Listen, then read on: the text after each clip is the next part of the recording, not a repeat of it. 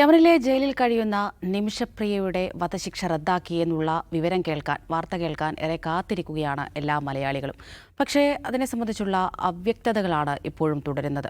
ഒരു വശത്ത് ചർച്ചകളൊക്കെ നടക്കുന്നുണ്ട് എന്ന് പറയുന്നുണ്ട്. അതിനിടയിലാണ് കഴിഞ്ഞ ദിവസം രാത്രി ഇത് വധശിക്ഷ റദ്ദാക്കിയെന്നുള്ള ഒരു വിവരം അല്ലെങ്കിൽ ആ ഒരു വാർത്ത പുറത്തു വരുന്നത്. കാന്തപുരം AP അബൂബക്കർ മുസ്ലിയാരുടെ ഓഫീസ് തന്നെയാണ് ഇക്കാര്യം അറിയിച്ചിട്ടുണ്ടായിരുന്നത്. അതിന് പിന്നാലെ മലയാളികളൊക്കെ അത് ഏറ്റെടുക്കുകയുണ്ടായി. മാധ്യമങ്ങൾ ഉൾപ്പെടെ റദ്ദാക്കിയെന്നും റദ്ദാക്കിയേക്കും എന്നൊക്കെ തരത്തിലുള്ള വാർത്തകളും കൊടുക്കുകയുണ്ടായി. പക്ഷേ തലാലിൻ്റെ സഹോദരൻ്റെ Facebook post, social media post അതിന് പിന്നാലെ തന്നെ വരികയുണ്ടായി. അങ്ങനെ ഒരു തീരുമാനത്തിലേക്ക് എത്തിയിട്ടില്ല എന്ന് തന്നെയാണ് അദ്ദേഹം വീണ്ടും ആവർത്തിച്ച് പറയുന്നത്. അതോടൊപ്പം തന്നെ ഇന്ന് കേന്ദ്ര സർക്കാരിൻ്റെയും ഒരു പ്രതികരണം വന്നിട്ടുണ്ട്. നിമിഷപ്രിയയുടെ വധശിക്ഷ റദ്ദാക്കി എന്നുള്ള തരത്തിലൊരു കൃത്യത അല്ലെങ്കിൽ ഒരു സ്ഥിരീകരണം അത് യമനിൽ നിന്ന് ലഭ്യമായിട്ടില്ല എന്ന് തന്നെയാണ് കേന്ദ്രവും നമ്മളോട് പറയുന്നത്. നമ്മൾ പരിശോധിക്കുന്നതും അത് തന്നെയാണ്. ഇത്തരത്തിൽ ഒരു സ്ഥിരീകരണം വരുന്നതിന് മുമ്പ് എന്തുകൊണ്ട് ഇങ്ങനെയുള്ള വാർത്തകൾ പുറത്തു വരുന്നു? അജിം സർ, ഈ സൂചിപ്പിച്ചതുപോലെ പല നൂലാമാലകളും ഇപ്പോഴും അവിടെ തന്നെ കിടക്കുന്നുണ്ട്, ചർച്ചകൾ നടക്കുന്നുണ്ട് എന്നും പറയുന്നുണ്ട്. അപ്പോൾ ഒരു സ്ഥിരീകരണം വന്നതിന് ശേഷം പോരെ ഇത്തരത്തിലുള്ള വാർത്തകളും അല്ലെങ്കിൽ കാര്യങ്ങളും ഒക്കെ അറിയിക്കുന്നത്? വാർത്തകളുടെ കാര്യത്തിൽ സ്ഥിരീകരിച്ച വാർത്തകളും സ്ഥിരീകരിക്കാത്ത വാർത്തകളുണ്ട്. രണ്ടും വാർത്തകൾ തന്നെയാണ്. സ്ഥിരീകരിച്ച വാർത്തകൾ സർക്കാർ സ്ഥിരീകരിക്കുമ്പോൾ അത് ഔദ്യോഗികമായിട്ട് പ്രഖ്യാപിക്കും, ഗസറ്റിൽ വരും, സർക്കാർ പ്രസിദ്ധീകരണങ്ങളിൽ വരും, അല്ലെങ്കിൽ മന്ത്രിമാരോ അതോറിറ്റി ആരെങ്കിലും വന്ന് പ്രഖ്യാപിക്കും. ഇങ്ങനെയൊക്കെയാണ് സ്ഥിരീകരിക്കാത്ത വാർത്തകളാണ് ഒരു മാധ്യമത്തിൽ, ഒരു ടെലിവിഷനിലോ ഒരു പത്രത്തിലോ ഒക്കെ സ്ഥിരീകരിക്കാത്ത വാർത്തകളാണ് കൂടുതൽ. അതുകൊണ്ടാണല്ലോ അതിന് വാർത്താ മൂല്യമുള്ളത്. ഒരു കാര്യം സ്ഥിരീകരിച്ചു കഴിഞ്ഞാൽ വാർത്തയില്ല. നിമിഷപ്രിയയുടെ കാര്യത്തിലുണ്ടായ സംഭവത്തിൽ നമുക്കറിയാം, അസാധ്യം എന്ന് കരുതാവുന്ന ഒരു ഡിപ്ലോമാറ്റിക് മിഷനാണ് ഇപ്പോൾ അവിടെ നടക്കുന്നുണ്ടെങ്കിൽ അത് നടന്നുകൊണ്ടിരിക്കുന്നത്. അതിൻ്റെ കാരണം യമൻ എന്ന് പറയുന്ന രാജ്യം രണ്ട് സർക്കാരാണ് ഭരിക്കുന്നത്. ഒരു ഭാഗത്ത് ഒരു സർക്കാർ, മറ്റു ഭാഗത്ത് ഒരു റിബൽ സർക്കാരും ഭരിക്കുന്നു. അട്ടിമറിയിലൂടെ അവിടെ ഭരണം പിടിച്ചെടുത്ത ഹൂത്തികൾക്ക് നിയന്ത്രണമുള്ള ഒരു സ്ഥലത്താണ് നമ്മൾ ഈ പറയുന്ന നിമിഷപ്രിയ ഉള്ളത്. അപ്പോൾ ഹൂത്തികളെ ലോകസമൂഹം, ലോകരാജ്യങ്ങളാരും അംഗീകരിച്ചിട്ടില്ല, UN അംഗീകരിച്ചിട്ടില്ല, ഇന്ത്യയും അംഗീകരിച്ചിട്ടില്ല. അപ്പോൾ ഇന്ത്യ അംഗീകരിക്കാത്ത ഒരു ഭരണകൂടത്തിന് കീഴിലുള്ള ജയിലിലാണ് നിമിഷപ്രിയ ഇപ്പോൾ ഉള്ളത്. അപ്പോൾ ഇന്ത്യയുടെ ഡിപ്ലോമാറ്റിക് മിഷൻ എന്ന് പറയുന്നത് ഒരു ഫ്രണ്ട് ചാനൽ ഓപ്പറേഷനിലൂടെ നടക്കില്ല. പിന്നെയുള്ളത് ബാക്ക് ചാനൽ ഓപ്പറേഷൻസാണ്. അങ്ങനെ എന്തെങ്കിലും ബാക്ക് ചാനൽ ഓപ്പറേഷൻ നിമിഷപ്രിയയുടെ കാര്യത്തിൽ നടന്നിട്ടുണ്ടോ ഇല്ലയെന്ന് നമുക്കറിയില്ല. സുപ്രീം കോടതി ചോദിക്കുമ്പോൾ പറയുന്നത് സർക്കാർ ചെയ്യാൻ കഴിയുന്നതിൻ്റെ പരമാവധി ചെയ്തിട്ടുണ്ട്, അതിനർത്ഥം ഇനി ഒന്നും ചെയ്യാനില്ല എന്നാണ് കേന്ദ്ര സർക്കാർ പറഞ്ഞത്. ആ ഒരു പോയിന്റിൽ നിന്നിട്ടാണ് യമനിൽ സൗഹൃദങ്ങളുള്ള, ബന്ധങ്ങളുള്ള കാന്തപുരം AP അബൂബക്കർ മുസ്ലിയാർ വ്യക്തിപരമായി അദ്ദേഹം ഇടപെടുന്നതും ഈ കൊല്ലപ്പെട്ട തലാലിൻ്റെ കുടുംബവുമായി സംസാരിക്കാൻ പോകുന്നു. അപ്പോൾ അതിൽ ചില കാര്യങ്ങൾ അദ്ദേഹം ഒഫീഷ്യലായിട്ട് പുറത്തുവിട്ടിട്ടുണ്ട്, ചില കാര്യങ്ങൾ പറഞ്ഞിട്ടുണ്ട്. അങ്ങനെ ഒരു ഹോപ്പുണ്ട് എന്ന കാര്യം അദ്ദേഹം പറഞ്ഞിട്ടുണ്ട്.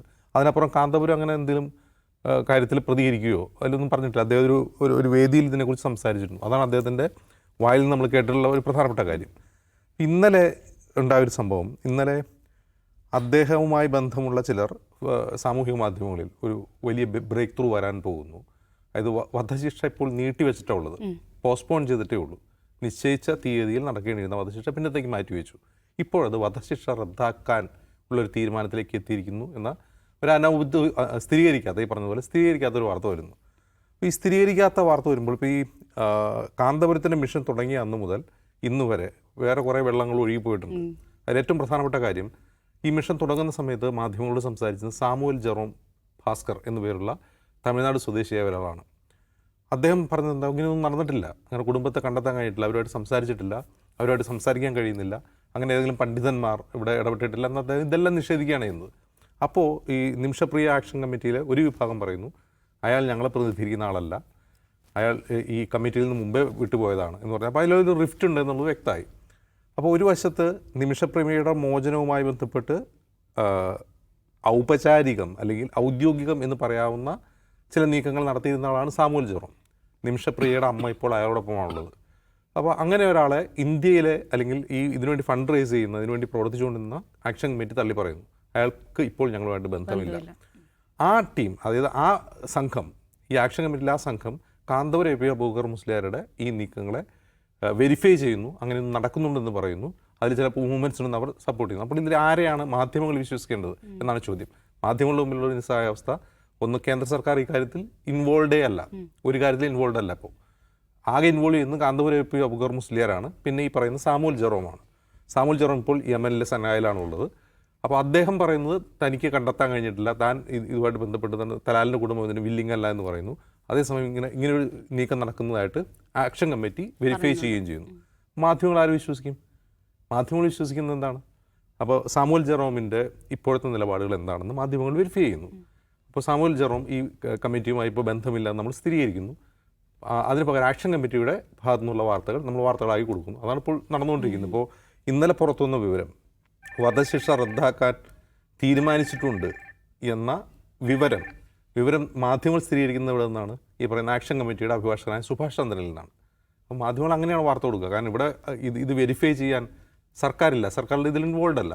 യമൻ സർക്കാർ ഇതിനോട് പ്രതികരിക്കുന്നില്ല.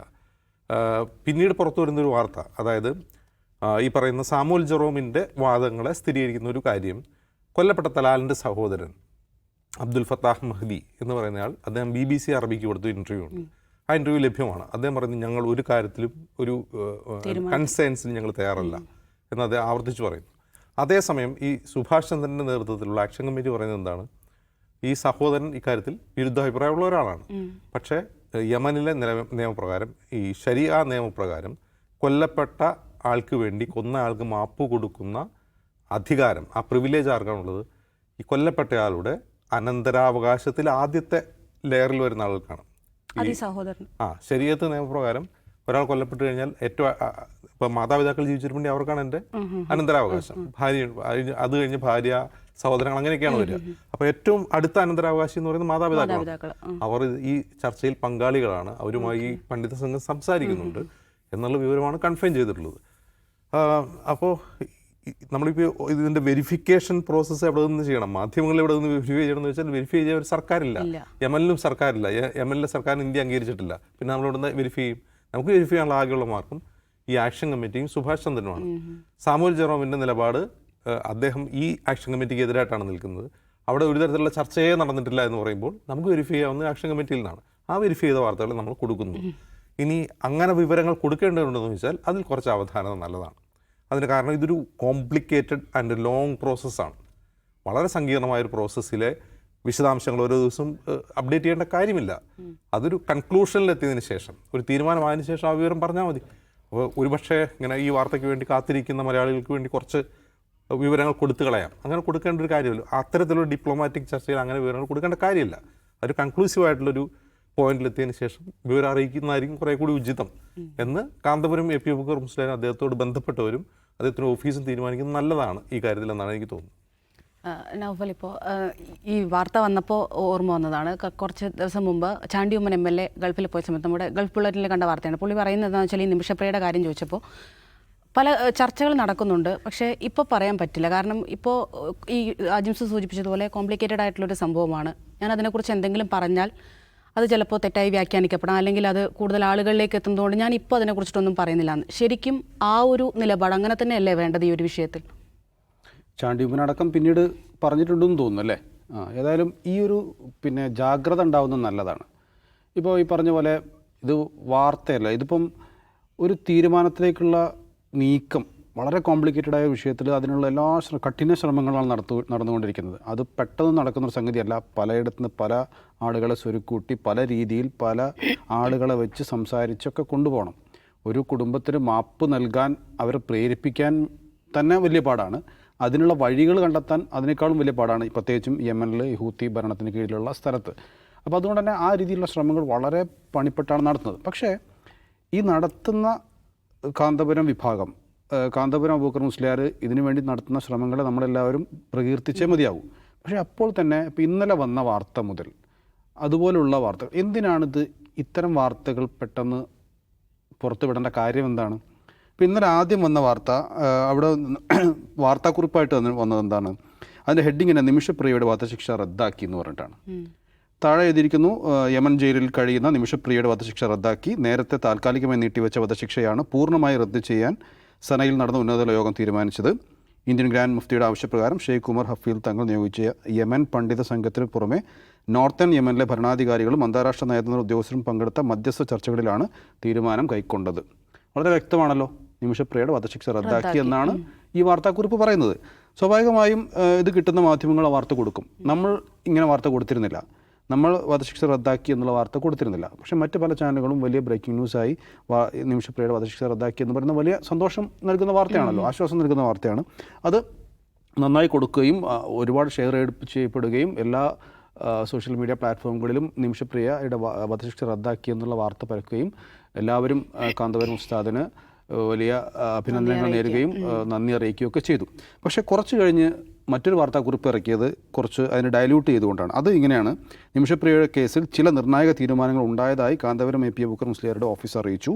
വധശിക്ഷ റദ്ദാക്കാനും മറ്റു കാര്യങ്ങൾ തുടർ ചർച്ചകളുടെ അടിസ്ഥാനത്തിൽ തീരുമാനിക്കാനും ധാരണയായിട്ടുണ്ട് എന്ന് പറഞ്ഞ് അതിനെ ഡയല്യൂട്ട് ചെയ്തു. വധശിക്ഷ റദ്ദാക്കി എന്ന് പറഞ്ഞിട്ടില്ല. അപ്പം ഞാൻ പറയുന്നത് ഈ ഒരു കൺഫ്യൂഷൻ ഉണ്ടാക്കുന്നത് എന്തിനാണ്? ഇപ്പോൾ ഇതിനു വേണ്ടി ശ്രമിക്കുന്ന ആളുകൾ തന്നെ ഇങ്ങനെയൊരു കൺഫ്യൂഷൻ ഉണ്ടാക്കേണ്ട ആവശ്യമില്ലല്ലോ. അതാണ് ഇതിലൊരു പ്രശ്നം. ഇപ്പം മാധ്യമങ്ങൾ വാർത്ത കൊടുക്കുന്നു, ഓക്കെ, മാധ്യമങ്ങൾ അങ്ങനെയുള്ള ആളുകളാണെന്ന് വെച്ചോളൂ. പക്ഷേ ഇതിനു വേണ്ടി ശ്രമിക്കുന്ന നിമിഷപ്രിയയുടെ വധശിക്ഷ റദ്ദാക്കുന്നതിന് വേണ്ടിയും അവരുടെ മോചനം സാധ്യമാകുന്നതിനും വേണ്ടി അഹോരാത്രം പണിയെടുക്കുന്ന ആളുകൾ തന്നെ എന്തിനാണ് ഇങ്ങനെ വാർത്തകൾ പുറത്തുവിടുന്നത് എന്നുള്ള ചോദ്യമുണ്ട്. അതാണ് ഇതിൽ ഏറ്റവും വലിയ പ്രശ്നം. ഈ വാർത്ത വരുന്ന ഉടനെ തന്നെ എന്താ വരുന്നത്? ഈ തലാൽ മുഹമ്മദിൻ്റെ സഹോദരൻ അബ്ദുൽ ഫത്താഹ് മെഹദിയും അദ്ദേഹം ഫേസ്ബുക്കിൽ പോസ്റ്റ് ഇടുകയാണ്. ഈ കാര്യത്തിൽ എനിക്ക് തോന്നുന്നത് ഈ വാർത്ത വരുന്നതിന് മുമ്പ് തന്നെ പോസ്റ്റ് ഇട്ടെന്ന് തോന്നുന്നു. അപ്പോൾ ഞാൻ മനസ്സിലാക്കുന്നത്, എനിക്ക് പലയിടത്തും അറിയാൻ കഴിഞ്ഞൊരു കാര്യം എന്ന് വെച്ചാൽ, അവിടെ ആരോഗ്യമേഖലയിൽ പ്രവർത്തിക്കുന്ന ഒരു സ്ത്രീയുടെ ഭർത്താവ്, മലയാളി ആൾ, ഇയാളുടെ സുഹൃത്താണെന്നാണ്.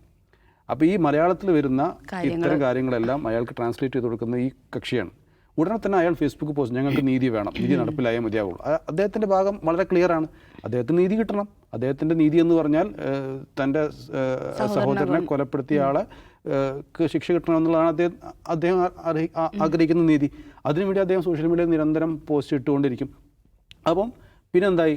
ഇതിൻ്റെ പേരിൽ അവിടെ കുടുംബത്തിൽ നിമിഷപ്രിയ വധശിക്ഷ റദ്ദാക്കുന്ന അവിടെ നിന്ന് പറയുന്നു, നമുക്ക് ഇത് ശരിയാവില്ല, നമുക്ക് നീതി കിട്ടണം എന്ന് പറഞ്ഞ് അവരുടെ ഇടയിൽ അത് വല്ലാത്തൊരു ഇഷ്യൂ ഉണ്ടാക്കുന്നു. അങ്ങനെ അത് അവിടെ വീണ്ടും പുകയുന്നു. അപ്പോൾ ഞാൻ ചോദിക്കുന്നത്, ഇതിനു വേണ്ടി കഷ്ടപ്പെടുന്ന ആളുകൾ തന്നെ ഇതിന് വഴിയൊരുക്കുന്നത് എന്തിനാണെന്നുള്ള ചോദ്യമാണ് അവിടെ. അതിനുവേണ്ടി അവർ കൂടി ഒരു ജാഗ്രത കാണിക്കേണ്ടതില്ലേ എന്നുള്ളതാണ് എൻ്റെ ചോദ്യം. അപ്പോൾ നമ്മൾ മാധ്യമങ്ങൾ ജാഗ്രത കാണിക്കണം, ഒരു തർക്കവുമില്ല. ഇത്തരം വിഷയങ്ങൾ, പല വിഷയങ്ങളും നമുക്കറിയാമല്ലോ. ഇപ്പോൾ പണ്ടൊക്കെ നമ്മളിപ്പം ഒരു കലാപം ഉണ്ടായിക്കഴിഞ്ഞാൽ എങ്ങനെയാണ് മാധ്യമങ്ങൾ വാർത്ത കൊടുക്കുന്നത്? ഇരു വിഭാഗങ്ങൾ തമ്മിൽ ഏറ്റുമുട്ടിയെന്നാണ് പറയാം. അവിടെ ഏതെങ്കിലും മതത്തിൻ്റെ പേരൊന്നും പറയാം. കാരണം എന്താ? അതൊരു ജാഗ്രതയുടെ ഭാഗമാണ്. ആരും തമ്മിൽ. അപ്പം അങ്ങനെയുള്ള ജാഗ്രതകൾ മാധ്യമങ്ങൾക്ക് വേണം. പക്ഷേ ആ മാധ്യമങ്ങൾക്ക് ജാഗ്രത വേണമെന്ന് ആഗ്രഹിക്കുന്നതോടൊപ്പം തന്നെ ഇതിനുവേണ്ടി പരിശ്രമിക്കുന്നവരും ആ ജാഗ്രത കാണിക്കണം. എങ്കിൽ മാത്രമേ ഇതൊരു ശരിയായ അവസ്ഥയിലേക്ക് എത്തുള്ളൂ എന്നാണ് എനിക്ക് തോന്നുന്നത്. അതെ, പറഞ്ഞത് തന്നെയാണ്. കാരണം ഇങ്ങനെയുള്ള കാര്യങ്ങൾ പറയുന്നതിന് മുമ്പ് ഈ സ്ഥിരീകരണം അത് അത്യാവശ്യം തന്നെയാണ്. പക്ഷേ അപ്പോഴും ഒരു ജാഗ്രത അത് വളരെ അത്യാവശ്യമാണ്, പ്രത്യേകിച്ച് ഇത്രയും കോംപ്ലിക്കേറ്റഡ് ആയിട്ടുള്ള ഒരു കാര്യത്തെക്കുറിച്ചൊക്കെ സംസാരിക്കുമ്പോൾ.